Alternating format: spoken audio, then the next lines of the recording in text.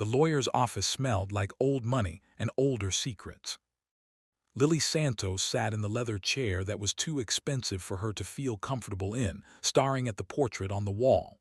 Her grandmother looked stern in the oil painting, pearls at her throat, eyes sharp and knowing.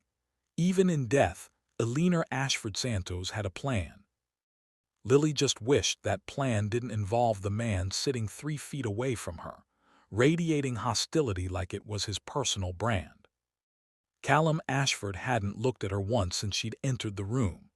He sat with perfect posture in his charcoal suit that probably cost more than Lily's annual salary, jaw tight, gray eyes fixed on the lawyer like he could intimidate the man into reading faster. It wasn't working. As I was saying, Mr. Peterson continued, adjusting his glasses, Eleanor's estate is valued at approximately $100 million. $50 million goes to her granddaughter, Lily Santos. The remaining $50 million, along with her 40% stake in Ashford Industries, goes to her business partner's grandson, Callum Ashford. Lily's hands trembled in her lap. $50 million. She could save her school, could save every underfunded classroom in the district, could finally stop eating ramen 3 nights a week and wondering if she'd make rent. However, Peterson said, and Lily's stomach dropped, there was always a however. There is a condition. Of course there is, Callum muttered. His voice was deep, cold, exactly as Lily remembered from her grandmother's funeral 6 months ago when he'd looked at her like she was something unpleasant stuck to his shoe. The two of you must marry within 30 days and remain married for 1 full year. If you divorce before the year is complete, or if you fail to marry within the specified time frame, the entire estate goes to charity. Silence crashed through the room like a physical thing. Lily's brain had stopped working. Marry Callum Ashford, the man who'd called her a gold digger at her grandmother's funeral, the man who looked at her now like she'd just proposed something obscene. This is insane, Callum said, his voice sharp enough to cut. Eleanor couldn't possibly, this has to be a joke.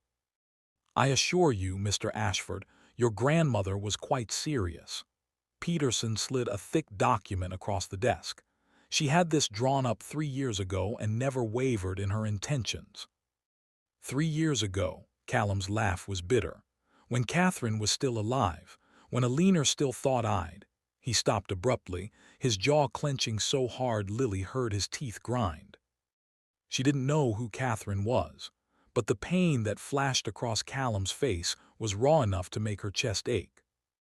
I don't understand, Lily said quietly.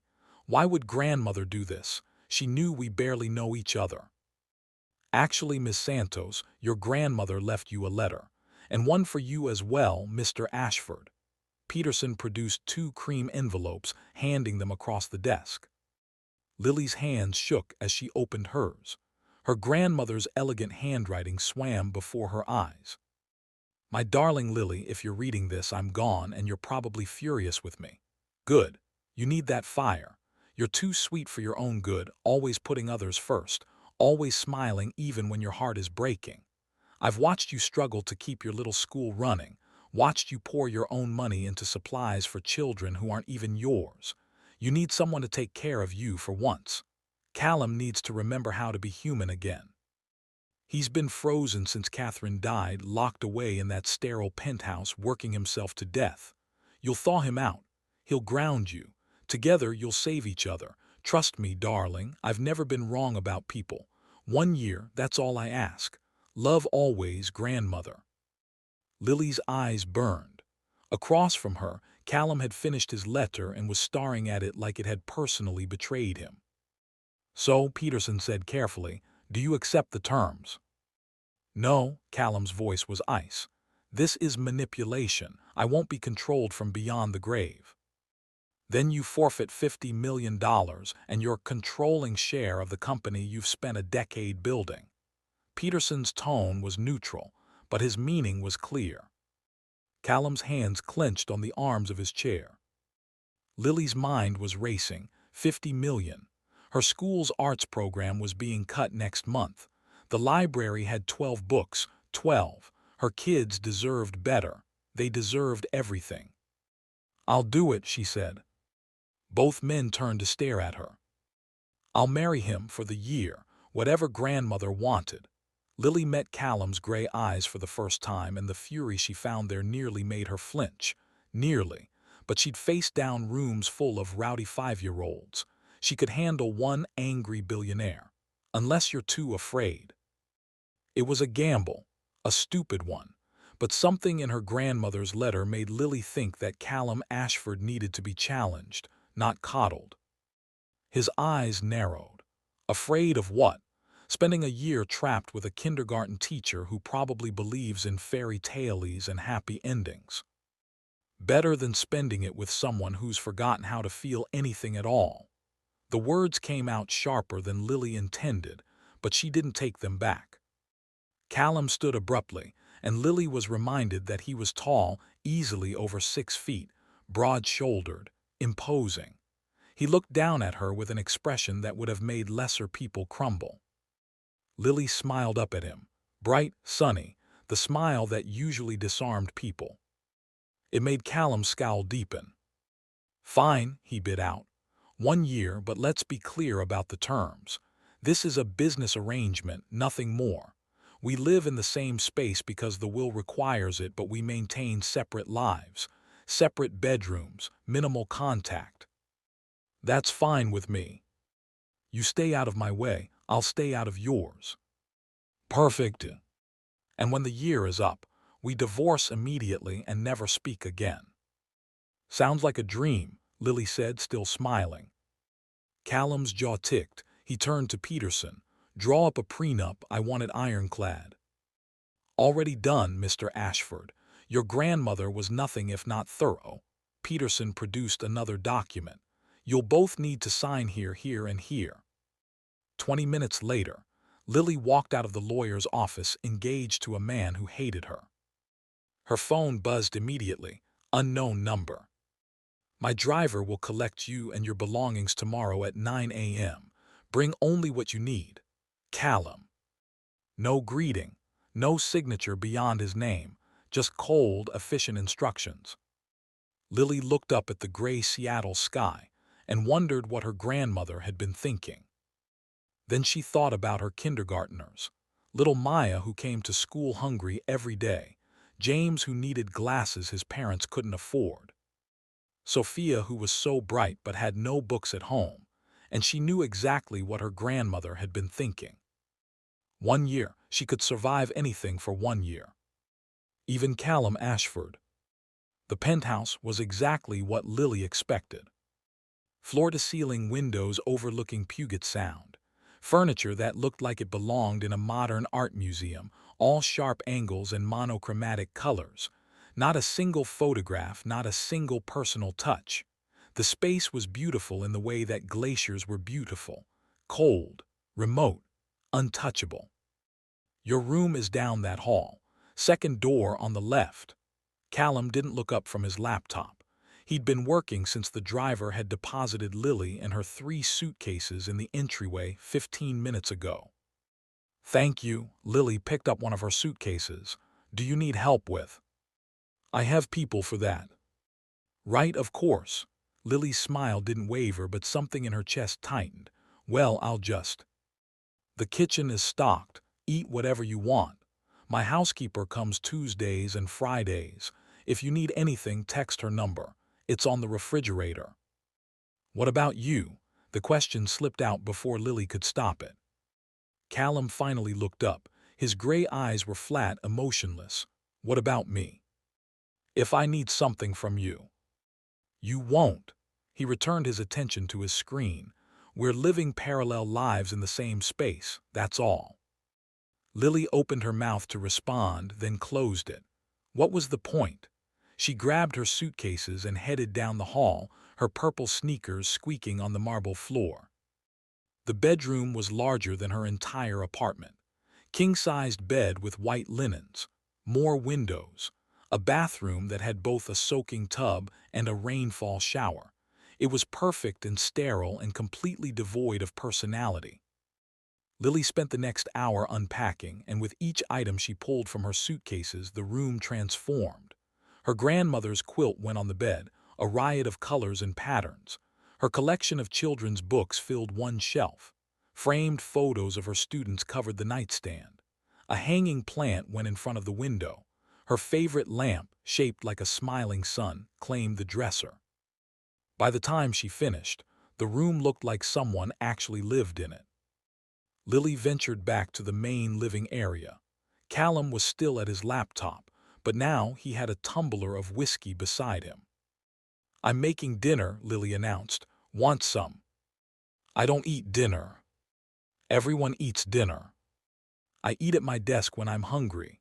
Callum's tone suggested the conversation was over. It was.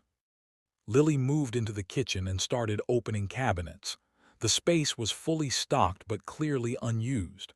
The pots still had tags on them. The spices were alphabetized but unopened. She found pasta, canned tomatoes, garlic, olive oil.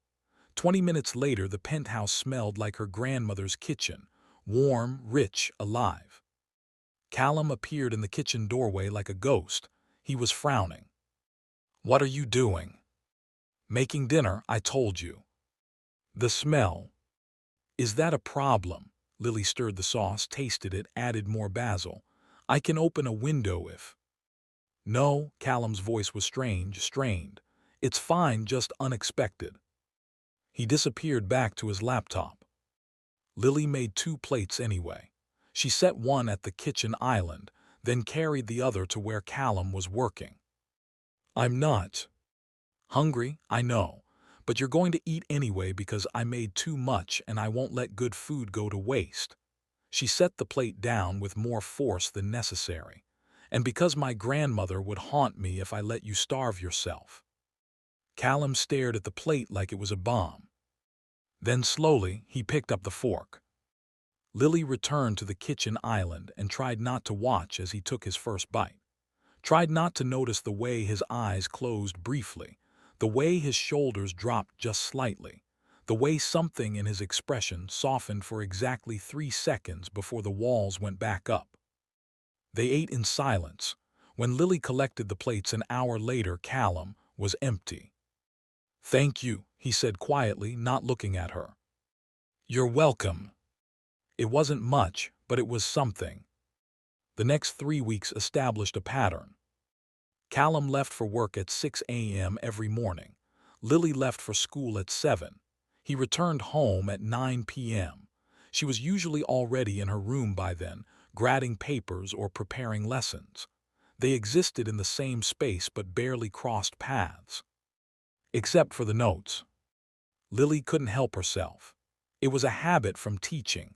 Little encouraging notes on her students' work, sticky reminders on supplies, cheerful messages on the whiteboard. So she started leaving them for Callum. "Have a great day," stuck to the coffee maker. "You've got this," on his briefcase.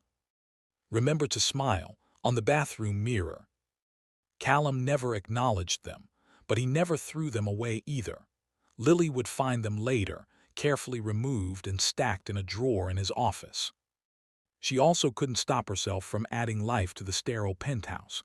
A plant here, a colorful throw pillow there, a framed print of a sunset in the hallway. Small changes that made the space feel less like a mausoleum. Callum noticed, of course he noticed. "What is that?" He stood in the living room, staring at the cheerful yellow vase of sunflowers Lily had placed on the coffee table. "Flowers, they're plants that." "I know what flowers are." His tone was sharp. "Why are they in my living room?" "Because the space needed color. Everything here is gray or white or black. It's depressing." "It's minimalist." "It's sad." Lily met his glare with her brightest smile. "The flowers stay, unless you're allergic." "I'm not." Callum stopped, something flickering across his face. "Catherine loved sunflowers." The name again, the one that made him look like he was being stabbed. "I'm sorry," Lily said softly. "I can remove them if—" "No," Callum's voice was rough. "They're fine, just don't move them." He left the room quickly, and Lily heard his office door close with a definitive click. She looked at the sunflowers and wondered who Catherine had been, wondered what had happened to make a man this closed off, this determined to feel nothing. That night she Googled his name. The headlines told the story in brutal detail. Tech CEO's fiancée dies in crash. Callum Ashford devastated by loss. Catherine Moore, 29, killed when drunk driver hits vehicle. There were photos. Callum at the funeral, his face a mask of devastation. Callum leaving the hospital. Callum 3 months later, emerging from his building looking like he'd aged a decade. The articles mentioned that he'd been driving, that he blamed himself even though the accident wasn't his fault, that he'd become a recluse afterward, throwing himself into work, refusing interviews, cutting ties with friends. That was 3 years ago. 3 years of living in this frozen penthouse, eating at his desk, working until he collapsed. 3 years of not letting himself feel anything. Lily's heart ached. She understood now why her grandmother had done this. Not just for Lily's school, though that mattered, but for Callum, to force him back into the world of the living. The wedding was scheduled for Friday, a courthouse ceremony, quick and efficient. Callum had made it clear he didn't want anything traditional. No flowers, no music, no guests. We sign papers and leave. What about rings? Lily had asked. I'll handle it. He did, plain platinum bands, no diamonds, no sentiment. They arrived by messenger the day before the ceremony. Lily held hers up to the light and wondered what her grandmother would think of this cold, practical arrangement. She had a feeling Eleanor would tell her to be patient. That ice took time to melt. The night before the wedding, Lily couldn't sleep. She made herself chamomile tea and stood at the living room window, watching the lights of Seattle glitter like fallen stars. You're up late. She jumped, nearly spilling her tea. Callum stood in the hallway barefoot, wearing sweats and a t-shirt instead of his usual suit. He looked younger like this, less intimidating, almost human. Couldn't sleep, Lily said. You. I don't sleep much. He moved to the window, keeping several feet between them. Never have. That's not healthy. Neither is most of what I do. His tone was matter of fact. Tomorrow is the wedding. I know. Are you having second thoughts? Lily considered lying, considered saying something cheerful and bright that would maintain the careful distance between them. Instead, she told the truth. I'm terrified, she said quietly, not of marrying you, of failing, of not being able to do whatever my grandmother thought I could do. Callum turned to look at her, and for the first time his gray eyes weren't cold. They were curious. What did her letter say to you? That I needed someone to take care of me, that you needed to remember how to be human. Lily smiled sadly. She thought we'd save each other. I don't need saving. Everyone needs saving from something. Lily sipped her tea, even billionaire CEOs who pretend they don't feel anything. I'm not pretending. Yes, you are. The words came out gentle, not accusatory. You feel everything. That's why you've worked so hard to stop feeling anything at all. Callum's jaw tightened. For a long moment he didn't respond. Then so quietly she almost missed it, he said, Catherine died because I was arguing with her. About work, always about work. I was distracted, not paying attention to the road. And then there were headlights and screaming, and he stopped abruptly. I killed her, not the drunk driver, me. That's not true. You don't know that. I know that accidents are called accidents for a reason. I know that carrying that guilt for 3 years won't bring her back. And I know, Lily took a breath, I know that she wouldn't want you living like this, frozen, alone. You didn't know her. No, but I know you keep the sunflowers. Lily set down her tea and moved closer, close enough to see the exhaustion in his face, the pain he tried so hard to hide. You kept all my sticky notes. You ate every dinner I made, even though you claim you don't eat dinner. You're not as frozen as you want to be, Callum. You're just scared. I'm not scared. Everyone's scared of something. She smiled up at him. Even grumpy billionaires who hate kindergarten teachers. I don't hate you. The admission seemed to surprise him as much as it surprised her. No. No, you're irritating, relentlessly cheerful. You make too much noise in the morning and your plants are taking over my penthouse. His lips twitched, almost. But I don't hate you. It was the closest thing to a compliment Lily had ever received from him. Well, tomorrow we get married, so you'll be stuck with me and my irritating cheerfulness for a whole year. I'm aware, Callum's expression shifted back to neutral. We should sleep. The ceremony is at 10. Right, sleep. Lily picked up her empty mug. Good night, Callum. Good night, Lily.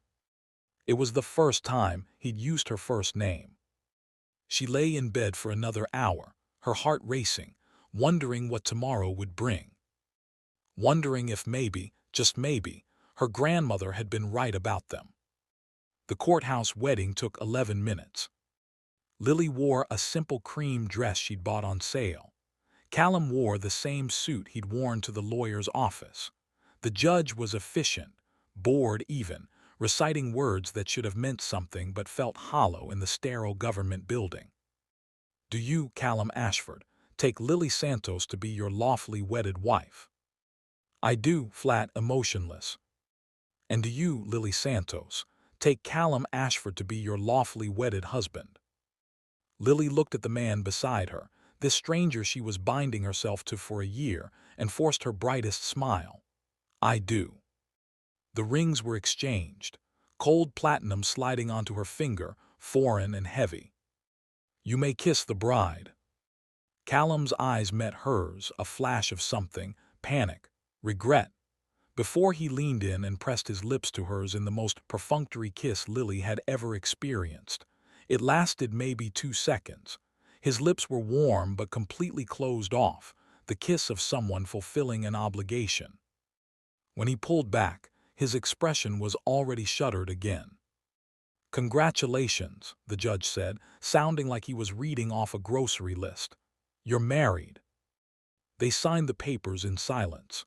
The photographer Callum had hired took exactly 3 photos, him signing, her signing them standing awkwardly side by side. Evidence for the inheritance, nothing more. In the car ride back to the penthouse, Callum worked on his phone. Lily stared out the window and wondered how something that should have been special could feel so empty. We have a charity gala tonight, Callum said without looking up. 8 p.m. Formal attire. We need to be seen together as a married couple or the vultures will start circling. Okay. I've had a stylist send over options. They're in your room. Thank you. That was the extent of their wedding day conversation. The gala was worse than Lily imagined. The dress the stylist had chosen was beautiful, midnight blue silk that made her feel like someone else entirely. But the event itself was a nightmare of small talk and fake smiles. Wealthy people asking intrusive questions with predatory interest in their eyes. So romantic, getting married so quickly. Tell us how you met. Callum, we had no idea you were even dating anyone. Callum fielded every question with practiced ease, his hand on Lily's lower back, his smile perfunctly calibrated. To everyone else, they looked like a couple in love. Lily could feel the tension in his body, see the tightness around his eyes that meant he was hatting every second. She was 4 glasses of champagne deep when Callum's ex-business partner approached. Callum, and this must be the new Mrs. Ashford. The man's smile was sharp. Marcus Vance, pleasure. Lily felt Callum's hand tighten on her waist. Marcus, Callum's voice could have frozen fire. Quite the whirlwind romance, almost like it came out of nowhere. Marcus's eyes glittered with malice, right around the time Eleanor's will was read, if I'm not mistaken. Our personal life is none of your concern. Of course not, I just think it's fascinating timing. Marcus sipped his drink. A marriage of convenience, perhaps, to secure an inheritance. Lily's champagne buzz evaporated. She opened her mouth to respond, but Callum beat her to it. My marriage is real. My wife is the best thing that's happened to me in years, and if you ever suggest otherwise again, I'll destroy what's left of your pathetic career. His voice was lethal, quiet. Are we clear? Marcus paled, crystal. When he walked away, Callum's hand was shaking slightly against Lily's back. Thank you, she whispered, for defending me. I was defending both of us. But his voice was softer than usual. People like Marcus thrive on gossip, can't give them ammunition. Right, of course, strategy. Something flickered across Callum's face, but before Lily could identify it, someone else descended on them with more questions, more false congratulations. By the time they got home at midnight, Lily's feet were killing her, and her face hurt from smiling. That was exhausting, she said, dropping onto the couch and pulling off her heels. That was necessary. Callum loosened his tie but didn't sit. We'll have to do it again next month, the hospital fundraiser. More fake smiling and intrusive questions. Can't wait. That's the deal. I know, Lily looked up at him, but would it kill you to pretend you don't hate every second we spend together? I don't hate, Callum stopped, frustration crossing his face. This isn't easy for me. You think it's easy for me? Lily stood, suddenly angry. The champagne and exhaustion were stripping away her usual filter. I married a man who can barely look at me, who treats our wedding like a business merger, who acts like my presence in his life is some kind of burden. That's not. It is. You've made it very clear that I'm an inconvenience you're tolerating for money. Well, guess what? You're not the only one making sacrifices here. Lily's voice cracked. I left my apartment, my independence, my life, to live with someone who treats me like I'm invisible. You're not invisible. Callum's voice was rough. Trust me, Lily, you're the opposite of invisible. Then why do you act like you wish I was? The question hung between them. Callum's jaw worked, his gray eyes stormy with something Lily couldn't identify. Because it's easier, he finally said. Because if I don't keep my distance, if I let you in, then. Then what?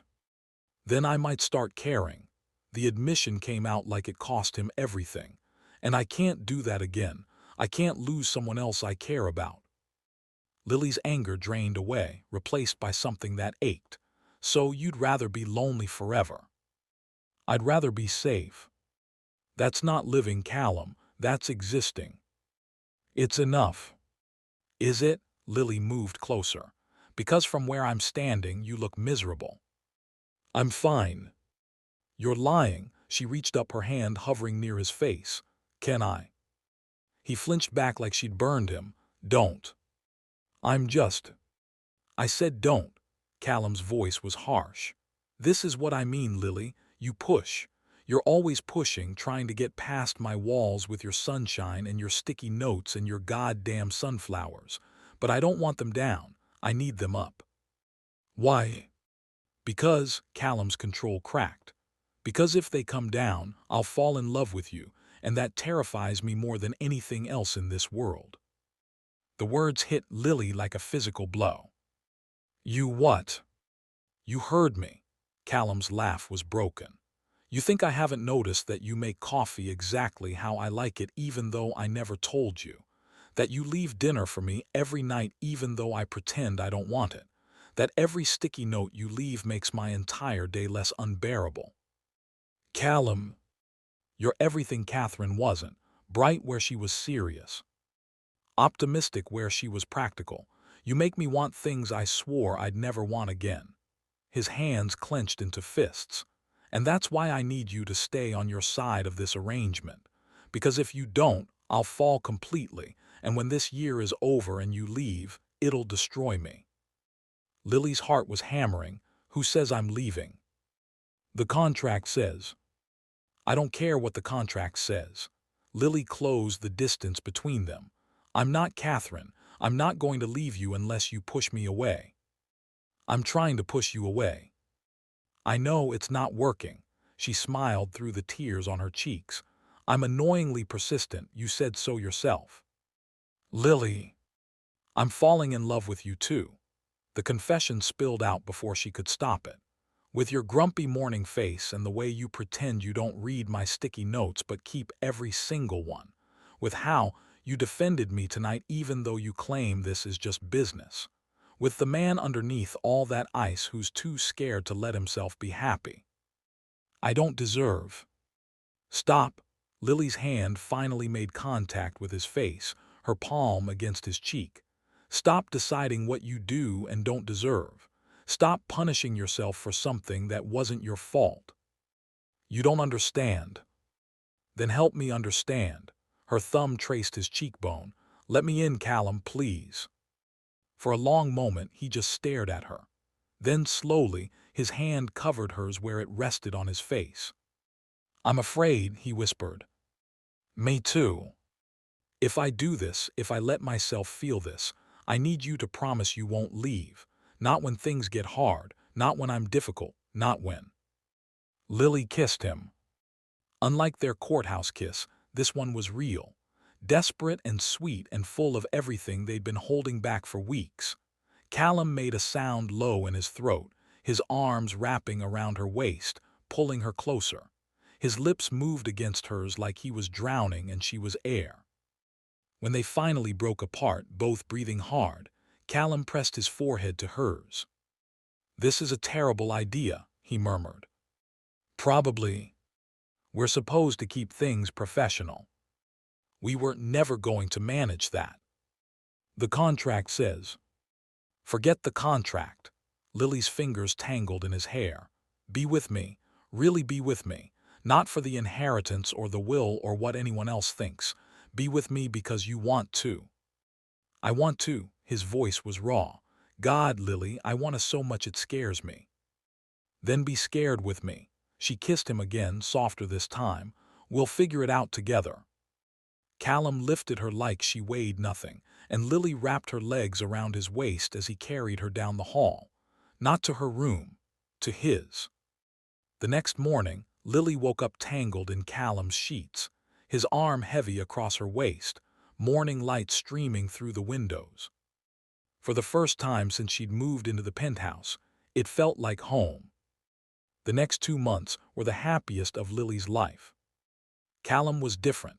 Not completely. He still worked too much, still struggled with showing emotion, still had nightmares that woke him gasping at 3 a.m.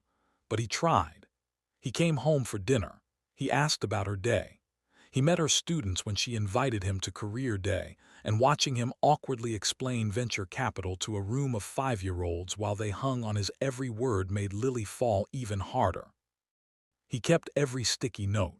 He bought her flowers every Friday. He learned that she liked her coffee with caramel syrup and made sure there was always a bottle in the kitchen. And at night, when the walls came down completely, he held her like she was precious and told her things he'd never told anyone. I like who I am when I'm with you, he said one night, his fingers tracing patterns on her shoulder.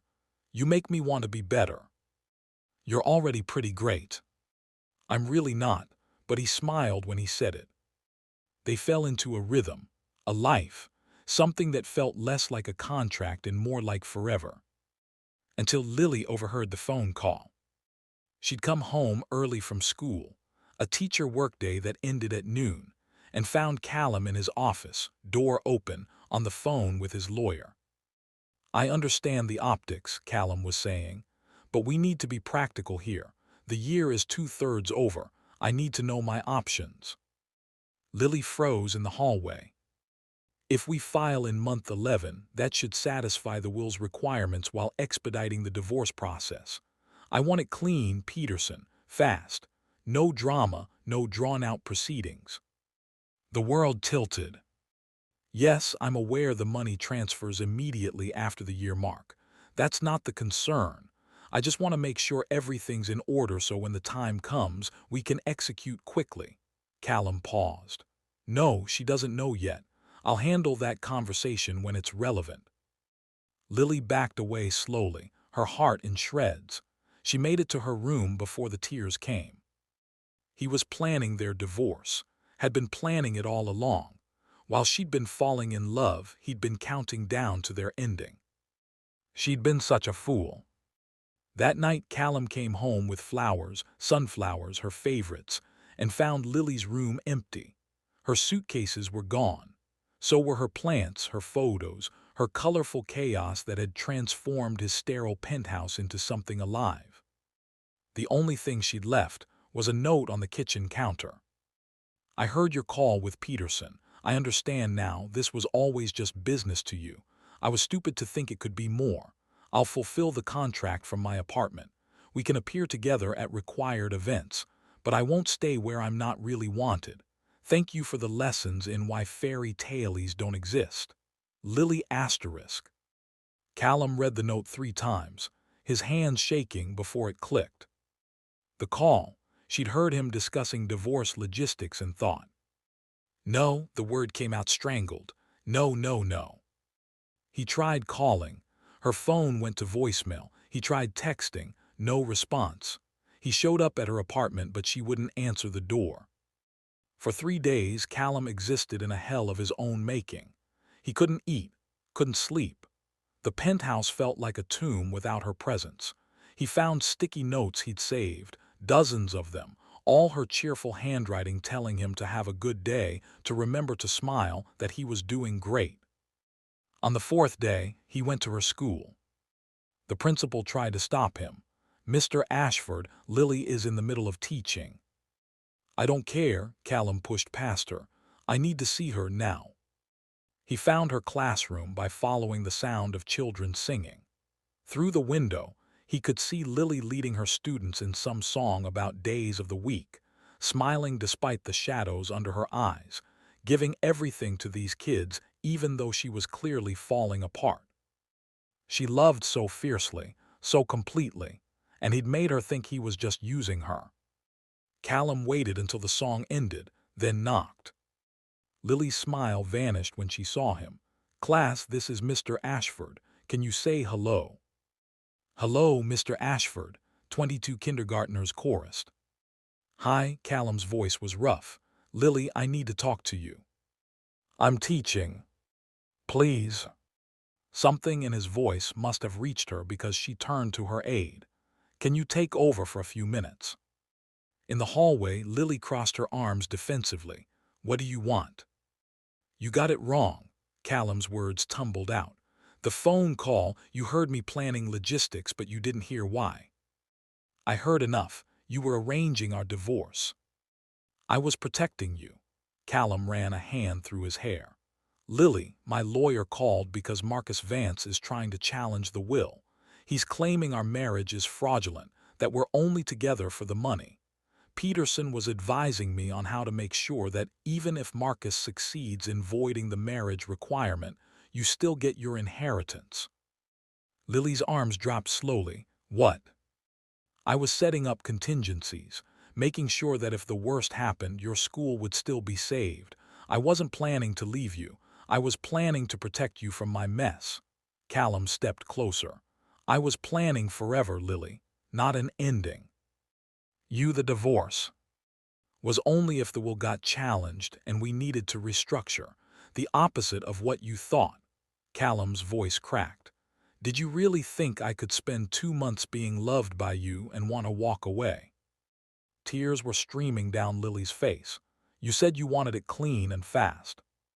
The legal restructuring, not us. Callum closed the distance between them. Never us. Lily, you're the best thing that's ever happened to me. You brought light into my life when I'd forgotten what light looked like. You made me remember how to feel, how to hope, how to believe I deserved a second chance. Then why didn't you just tell me? Because I'm an idiot who spent 3 years protecting himself by not talking about feelings. Callum's hands framed her face. Because I'm still learning how to be the man you deserve. Because I'm terrified of screwing this up, but more terrified of losing you. You hurt me. I know, I'm so sorry. His thumbs wiped away her tears. Let me spend the rest of our lives making it up to you. The rest of our lives, Lily's voice was small. I don't want a divorce in 10 months. I don't want an ending at all. Callum's gray eyes, the ones that had been so cold when she met him, were warm now, open, vulnerable. I want you. Forever. Marriage for real, not convenience. A home full of your plants and sticky notes and terrible singing. Kids someday if you want them, who have your smile and your enormous heart. Callum, I love you. The words came out fierce. I'm completely, terrifyingly in love with you, and I know I'm grumpy and emotionally stunted and I work too much. You're also kind and loyal and you pretend to hate my singing, but I hear you humming my songs in the shower. Lily's smile broke through her tears. And you kept every single sticky note. Of course I kept them. They're from you. I love you too. Lily kissed him, tasting salt and promise, even when you're an idiot who doesn't know how to communicate. I'm working on that. I know. She pulled back just enough to meet his eyes. Take me home. Always. They walked out of the school hand in hand, past 22 kindergarteners pressed against the classroom window making exaggerated kissing faces, past the principal who was trying not to smile, into the afternoon light. The penthouse felt different when they returned, not sterile anymore, just home. That night Callum proposed properly, with a ring he'd had custom made, yellow sapphires shaped like sunflowers around a central diamond. We're already married, Lily pointed out, laughing through happy tears. Then marry me again, for real this time, with flowers and music and everyone we love watching. Callum slid the ring onto her finger next to the plain platinum band. Marry me because you want to, not because a will forced you to. Yes, Lily kissed him. Yes, yes, yes. 6 months later, on the 1-year anniversary of their courthouse wedding, they renewed their vows in a ceremony that was everything the first one wasn't. Lily's kindergarten class served as flower girls and ring bearers. Her teacher friends filled the front rows. Callum's sister, Isabella, cried through the entire ceremony. And when the officiant said, "You may kiss the bride," Callum kissed Lily like she was oxygen, and he'd been holding his breath his entire life. I love you, he murmured against her lips, my sunshine. I love you too, Grumpy. 5 years later, their daughter started kindergarten in the fully funded school that Lily ran as principal. Their son was 2, as stubborn and grumpy as his father, as cheerful as his mother.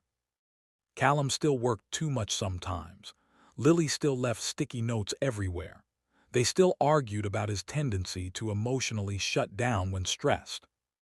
But the penthouse, their home now, was full of life. Plants and photos and children's artwork on every surface. Laughter and chaos and love in every corner. Best decision Eleanor ever made, Callum said one night, watching Lily read to their kids. Forcing us together. Giving me you. He pulled her close when the kids finally fell asleep, giving me a reason to remember how to live. She knew, Lily said softly, she knew we'd save each other. She was right, Callum kissed her forehead, she usually was.